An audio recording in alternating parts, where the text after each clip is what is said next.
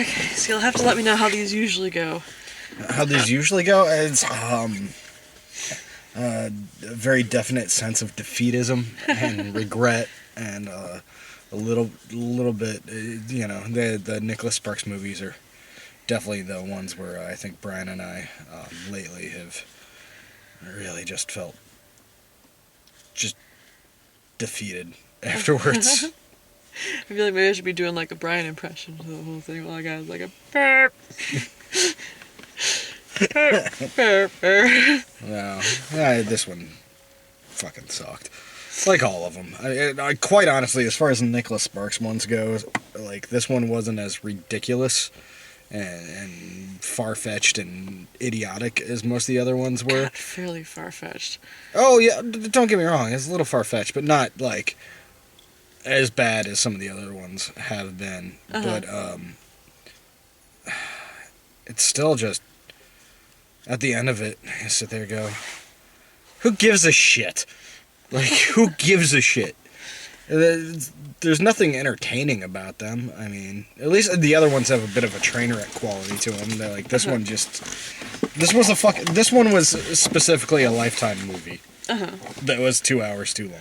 I felt like it was just like a lady romance novel that they made a movie out of for some reason. But I guess that's all the Nicholas Sparks ones, right? That's what they are. Yeah. They're lady romance novels that they made a movie out of, but most of them have some weird, like, flash back and forward through time with, like, miscast elderly people and other weird things in them. Or, like, a ridiculous setting, like rodeos. Because, like, it's strange to me to be at this movie just because it is catered to my sort of individual, which is to say, of the lady persuasion. Pretty soft and, enjoys a good cry. So, like, it hit all the marks where, like, I cried where I'm pretty sure they thought I was supposed to cry. It's kind of like being on a roller coaster in that sort of, like, manufactured emotion sense. But it was just kind of like... I was left feeling kind of, like, weirdly empty.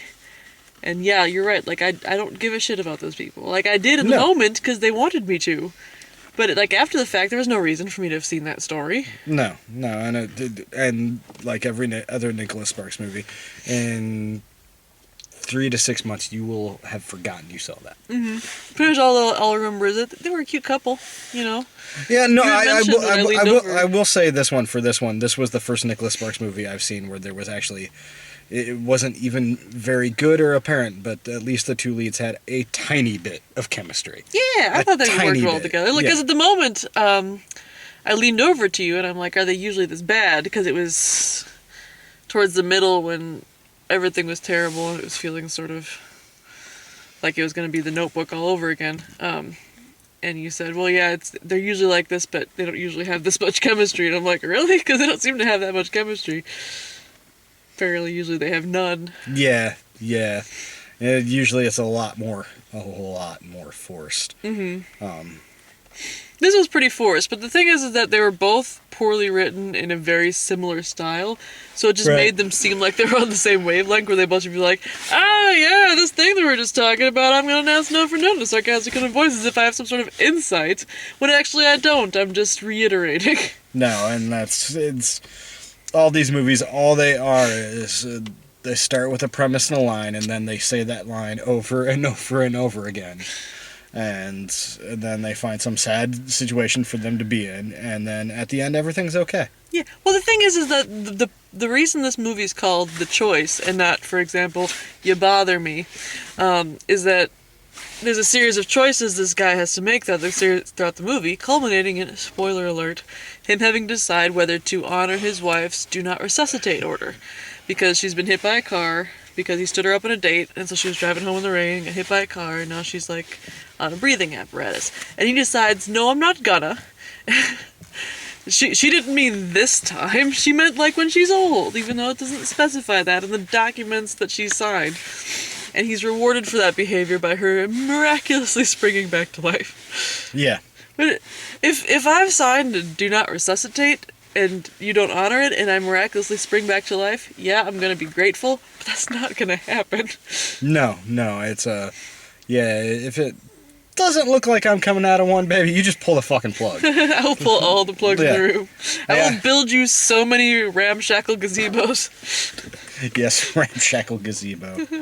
God, this fucking movie. I don't That's even. really how his thought I process don't. works. I don't have much to say about this movie other than it is every Nicholas Sparks movie we've seen so far, only slightly less ridiculous, a little with a little more chemistry. Not really as well acted as some of the others, honestly, because you know the one had James Marsden and he's a pimp, but still not good. Accents all over the place. Whoever Did they do like a Notebook reference when they were talking about the couple that used to live in the house she was living in? And how they maybe used to it dance might out in the lawn? it fucking might have been. Uh-huh. No, and I'll give this one credit. It wasn't like terribly directed, and at first I was like, You're okay, getting mad at the fade cuts. oh my god, there were so many of them.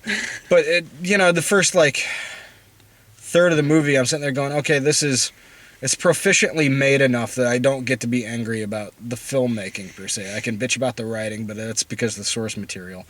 But and then right as I'm thinking that, they follow that up with a scene that I counted six overlapping fade cuts That was when they were getting... in less than 30 seconds. They were getting on a rowboat, as I recall. And I wondered in the moment whether something had gone wrong with the essential rowboat mounting scene. Yeah. That they had to, like, for some reason cut up the long walk down the dock and the getting into the rowboat. Yeah. In such a way that maybe we wouldn't notice. Because it wasn't saving us time. It wasn't in any way adding anything to the story. It was just making it look like there were 3 sets of ghosts Yeah. walking to the dock to get into a rowboat. Yeah, and then for some reason they decided, like, between literally every scene of this movie there was like a nature shot straight out of National Geographic, and Those shots are pretty. they were pretty, but why were they there, and why were there so many of them? Because pretty? And because there's only so much story you could tell about, like, a guy and a girl fell in love, so she cheated on her boyfriend with him. Who was fucking Tom Welling? Who? Tom Welling. I don't know who that is. He was Smallville. Oh, okay. That was Superman. Gotcha. He's got a little chubby in the face, but past that he seems to have aged well. You know what? The fact is that dude is almost like, he's got to be like 45 because he started Smallville when he was like 26. So, But anyway, yeah, the story is a guy and girl. They fall in love because her dog gets knocked up, and his dog was thought to be to blame, but it turned out he got neutered like a year ago. So I don't know who the fuck the father of those puppies was. that's Apparently he the was a plot head that was chihuahua. left hanging. No, This dog gave birth to like grown ass chihuahuas. it's like, yeah, instead of finding like 3 puppies, they're like, just grab those 3 fucking chihuahuas and put them there. Well, at first I thought maybe they were going for the, like, okay, the father was a chihuahua, but you never saw another chihuahua in the movie. It Nope. never like implicated It's just like, oh, it 3 must have been this other full-grown neighbor. ass fucking chihuahuas. That maybe like they couldn't hire puppies on such short notice. It's just, oh, yeah, that bothered me a little bit. So anyway, they fell in love, so she cheats on her boyfriend with him, and then her boyfriend comes back, and he's like, love me instead, and the boyfriend's like, I'm mad at you, but marry me, and so then he chases the hair mixed mug face, chases her down, and then they get married, and then they have a bunch of kids through a series of fade cuts, and then, yeah, she gets hit by a car, and he has to decide whether to pull the plug on her, making a ramshackle gazebo whilst he does so. End of movie. So I think that they had to, like, intersperse scenes of, like, Hurons flying real close to the water so that they could get it out to the amount of time that they wanted it to. Yeah, no, there wasn't enough story there to carry a movie. Like, it's... it was... It'll be on the worst of the year list. I don't think it's gonna be on my worst of the year. It was just a nothing little movie, and, like... It wasn't good, but it wasn't like 50 Shades of Black bad. Like, I came out like, alright, you know, that just happened to me, not like mad or sad or anything. but just see, kind of like I'd eat an entire bag of candy, maybe. But see, that's the thing. I'm willing to forgive a bad movie a little bit if I find it at least somewhat entertaining. A year from now, when we're getting ready to do the worst of the year list, I'm going to forget about this movie. Like, I'm gonna sit there and go, oh yeah. Okay, so we prioritize our worst of the year. See, because I consider bad and memorable more worthy of commemorating in a worst list than, like, mediocre and forgettable. Besides that, like, the main guy, I think, was a pretty good actor. And, No, like, and most of the scenes that got me were because he had broken down Yeah. and was all, like, crying into the side of her And face. the Like, baby, come back and bother me. Yeah. Blah, blah, blah. Yeah, no, he was solid. The girl wasn't bad. She seems like the type of actress that should, like, you know, if she becomes successful, she'll have a sitcom in a few years and she'll be good on it. Well, I like her because she's a style of pretty that's not in vogue right now, but is still very pretty. And I like to see movies not using the same freaking cookie cutter, pale skin, curly hair, red lips sort of main girl Yeah. lead. Yeah, I mean, it was. Which, speaking of which, It was a movie. if I had been the girl in that moment, like when okay, so he's got a sister who has pale skin and red lips and curly brown hair, and then an on again off again girlfriend with pale skin, red lips, and curly brown hair, and they looked so similar that I, as the like girl romantic lead, would have been really confused when he started making out with her that one time after having met his sister, and B, kind of wondered about like the psychology of that, of picking someone that looks that exactly looked so much like your sister. like it was really like distracting almost. Well, because when she first wandered Even their out, voices were kind of the same, and it's just like, who are you? Like, are you the makey outy one or the super creepy to be makey outy one? But she was super tan, and she had like kind of like sandy blonde hair that was almost kind of the same color as her skin, but not quite because it had like highlights in it. Yeah. And she just like natural makeup and just like piercing blue eyes, like Paul Newman. It's what most girls want to hear. You look exactly. Like Paul. She looked exactly like Paul Newman. Oh.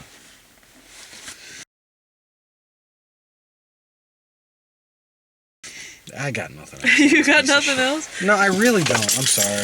It's just defeatism and sadness. Defeatism? Your phone is propping up the Oh, that's right. But luckily I texted it to you. Yeah. When I don't have a pen to bring into the movie theater to write down the previews, I text the previews to whoever's watching the movie with me. And every time they're super confused because they forget that I do this.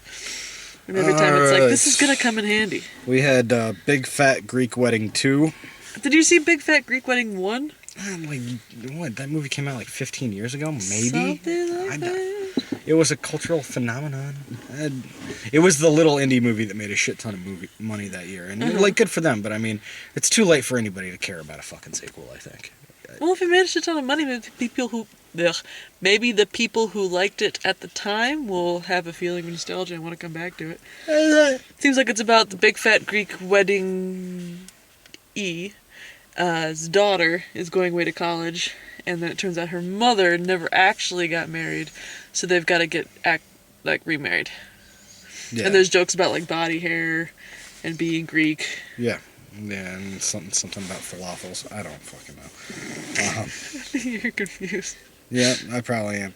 All right, the next one, Miracles from Heaven. Which one was that? It's a little girl that's sick and...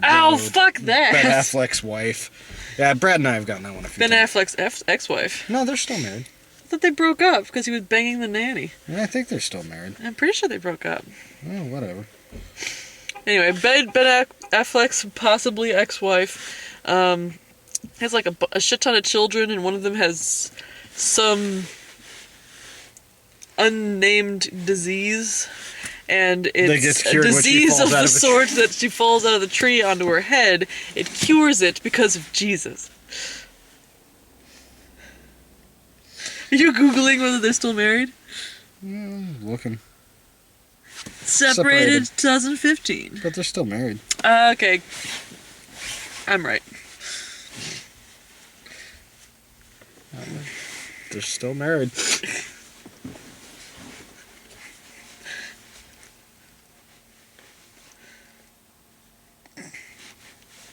I'm looking for the word, and I can't find it in my head, but it's the thing that you were guilty of in this moment. I'm sure it is. No, Brad and I have gotten that trailer a few times with, Semantics! Okay, sorry. Yes. I am guilty of semantics. No, Brad and I have gotten that trailer a few times with the Christian movies. It's I'm surprised we got it with this movie. 'Cause this movie I'm was like not. slightly Jesus-y, but it was less like everyone should be Christian and more these two characters having to be Christian and talked about it occasionally. Well, yeah.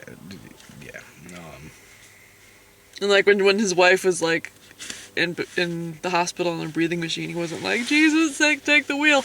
He was like just kind of talking to her more so than anyone else. Yeah, it's there was a religious undertone in it, but it wasn't, or overtone or under. It was a tone. It was there, but it wasn't like the central thing of the movie. And I think with this Miracles from Heaven movie, it's another kid gets hurt, sees Jesus, comes back to life, kind of thing. Yeah, because like at the last moment, the preview, the kid was like, he says everything's gonna be okay, and the mom's like, who says that, honey? Yeah. And then it just shows the credits, and I whispered, Jesus! Yeah, that one movie Brad and I went and saw with a kid who went and met Jesus. He's revealed Heaven is for real? Maybe it was that one. Yeah, that kid has come forward and said it was all a hoax. Yeah. All right, next, the one that I actually think looks good, Eddie the Eagle. I thought that looked good too. Yeah. It's like this kid with like a brace on his leg, trying to figure out how he can get into the Olympics. He decides to do like ski jumping. Yeah. And so he finds Hugh Jackman, of all people, to teach him how to ski jump. And Great Britain's like, well, you cannot. And Eddie the Eagle's like, I sure can. I don't know why Great Britain didn't want him to, but I guess we'll find out in the movie. I'm just curious because I've been waiting to see that dude in another movie, the guy who plays Eddie the Eagle. So What else has he been in? that's the guy from Kingsman. Oh, nice. Yeah. Yeah. And it's completely different than what he was in Kingsman. Yeah. I mean, similar glasses, actually. But, you put a blonde mustache on him and make him a little special. And, yeah, no, I'm looking forward to that one. Yeah, it looked like fun. I laughed a couple times during the preview. Yeah. And it looks like another great movie where Jackman's being an asshole, and I love asshole Hugh Jackman. I really do. Asshole Jackman. Yes. Jackman asshole. Jackhole Man. All right, me before... Still do my Brian impression. Speaking of Brian things, guys, have you heard the song yet? We'll play it for you at the end of the video. Me Before You. That was Which? the Black People movie. I hate to say it like that, but that's exactly what it was. That's the perfect match that you're thinking of. Me Before You is something else. Me Before You. Yeah, it was. That's what IMDb. I'll vamp while you Google. we saw this preview like 4 hours ago. How long was that movie? It was Oh, that's the one with the guy whose head only moves. Yeah. Okay, so it's Daenerys Targaryen with her brown hair is like she can't find a job doing anything else, so she's gonna be a caregiver for a handicapped person, and it turns out to be a super handsome dude in a wheelchair, and they fall in love. But then it turns out that like he's planning on killing himself. Maybe the preview wasn't terribly clear. Yeah. But then he's thinking maybe he won't because she's super pretty and wants to sit in his lap and smooch him. Yeah, it's like a who's who of British television stars. Which, okay, so it's got Daenerys Targaryen, fucking Jenna Coleman, Charles Dance, Matthew Lewis, Brendan Coyle, and Janet McTeer, who were both on Downton Abbey, I think. Matthew Lewis. Who plays the handsome wheelchair-bound fellow? His name is Sam Claflin, and apparently he was in the Hunger Games movies. Oh, is he Fennec? I don't know. Yeah, he's Finnick O'Dare. Bam! So it's a bunch of British people in a movie about a dude who can't move. Yes.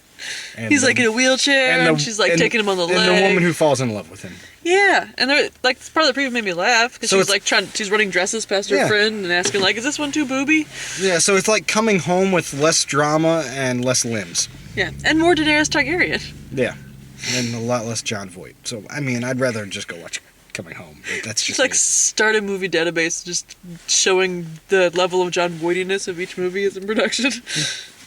Coming Home is, I mean, that would called the Jon Voightometer. How much Jon Voight is here? All right, and then we had the perfect match. Yeah, I thought there was a third one. Perfect match we talked about before, where like it's a guy and he only likes to sleep with ladies, and there's a girl and she's never been in a short-term relationship, and so she wants to let her freak flag fly. But then he falls in love with her, and she's like, "But this is just a one-time thing." Yeah, and then the Divergent. Oh, Allegiant. Which I lost complete interest in that book series, so I don't really. yeah, no, it's like the first one. I haven't seen any of them, but the first one the previews looked terrible. The second one had a cool preview, but it still looked terrible, and the third one has a really boring fucking preview. Mm-hmm. So who gives a shit? Like it's interesting if you know the story of the other movies, but only because it kind of like gives away what the twist is. Fair enough. Fair enough, but yeah, I don't. It's just I couldn't care less about that. Mm-hmm. And that's what we went and saw. Sorry, this isn't a very long. Sorry, or I had to exciting- wait for it. I had a stomach ache, and I'll also play you I guys didn't a- want to see this movie. I'll play you guys No, a song. let's stop. You sure? Yeah, I'm sure. See you guys next week. Bye. Why do they all want to hear the song?